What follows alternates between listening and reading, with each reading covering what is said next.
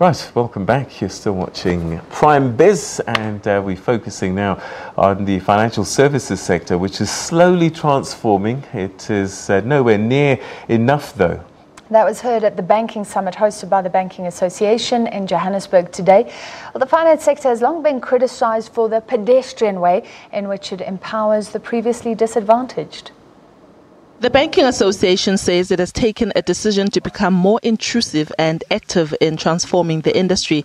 It says it's currently looking at the way in which banks do their business and whether transformation is affected. So one of the things we're looking at is procurement.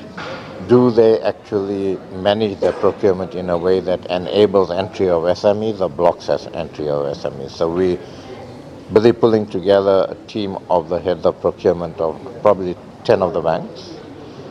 Understand where they're at, understand where the blockages are, and then make recommendations to our board about how to unblock those blockages so that SMEs get entry. The Centre for Economic Development and Transformation decries the ownership element of transformation in the sector. According to its research, at the end of 2014, there was only 7% black ownership in the financial services sector. It says there's an urgent need to set new targets whilst understanding why the previous ones were unattainable. There's other challenges in terms of transformation in the sector.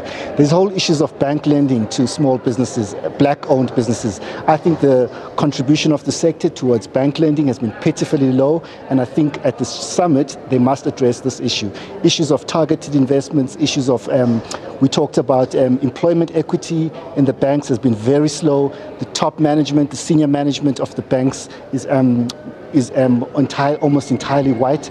Parliament's Standing Committee on Finance says it has distributed an interim report on transformation in the sector that it hopes to adopt next month. We would like to see the targets that are set out in the financial sector charter become enforceable. That if the financial sector fails to meet those targets, that there be action taken against institutions within the sector, that the goals or targets that are set out in the charter be increased. Diabo Seto, SABC News, Johannesburg.